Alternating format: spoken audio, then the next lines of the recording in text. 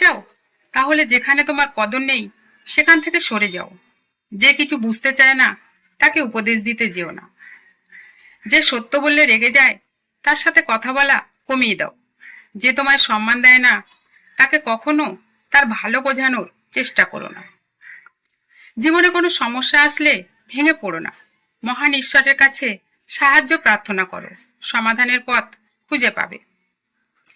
যে আবহাওয়ার মতো বদলে যায়, গিরগিটির মতো রং বদলায়, নিজ স্বার্থ ছাড়া কিছুই জানে না, তার সাথে দূরত্ব বজায় রাখুন। সমালোচনা শুধু তারাই করে যাদের নিজের ভালো কাজ করার ক্ষমতা নেই, চেষ্টা নেই এবং অন্যের ভালো যারা কোনোদিন সহ্য করতে পারে না। আপনি জীবনে যেটা করতে চান তা ফেলে রাখবেন না, সময় মতো করে ফেলুন। কারণ জীবনে সুযোগ কম, তাই সময় নষ্ট করবেন না। নিজের অধিকার প্রাপ্য বুঝে নিলেই লোকে বলে স্বার্থপর।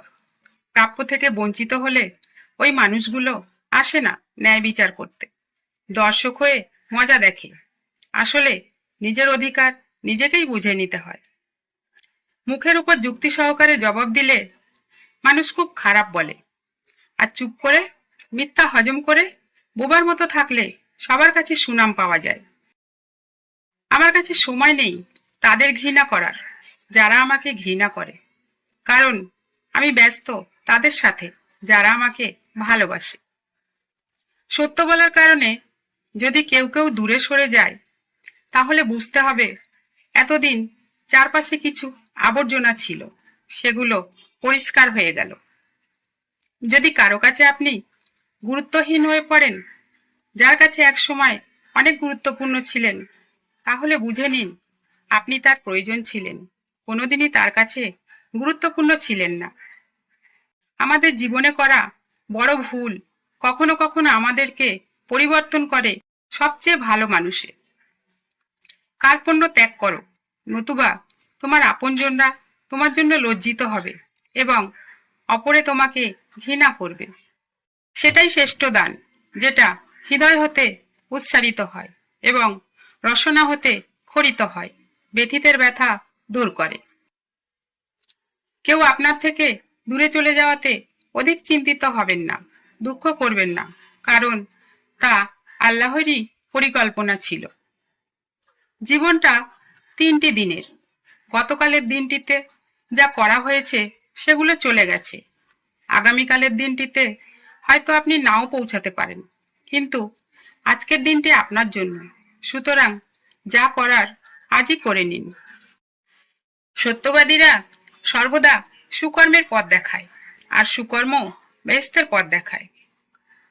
সব সমস্যার সমাধানের সবচেয়ে উপকারী একটি ওষুধ হলো দোয়া করতে থাকা। কখনো কখনো মানুষ আপনাকে বয়কট করবে, দূরে সরিয়ে দেবে, তবে এগুলোকে ব্যক্তিগতভাবে নিয়ে ভেঙে পড়বেন না, কারণ আল্লাহ তাআলা হয়তো ওদের দিক থেকে দূরে সরিয়ে তার নিজের দিকেই আপনাকে ডাকছেন। সর্বশক্তিমান কখনোই ওই ব্যক্তির ভুল প্রকাশ করবেন না যে মানুষের সম্পর্কে খারাপ কথা বলা থেকে বিরত থাকে। তাই অন্যের পাপ প্রকাশ করা বন্ধ করুন।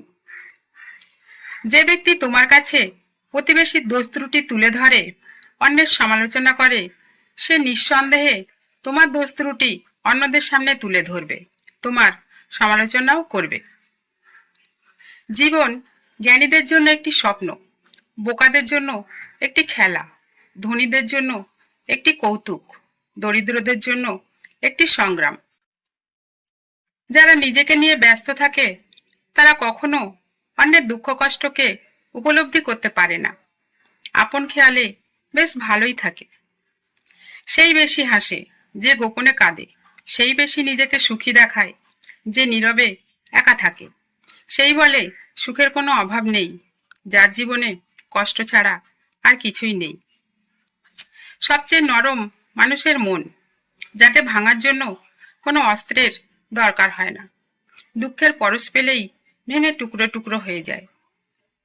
যে তোমায় বুঝতে চায় না তার কাছে বারবার নিজেকে প্রকাশ করতে যেও না, কারণ সে তোমাকে কখনো বুঝবে না। বিনিময়ে তুমি অনেক কষ্ট পাবে। পাঠদান একটি অত্যন্ত মহৎ পেশা, যে কোনো ব্যক্তির চরিত্র, ক্ষমতা ও ভবিষ্যৎ গড়ার কাজ।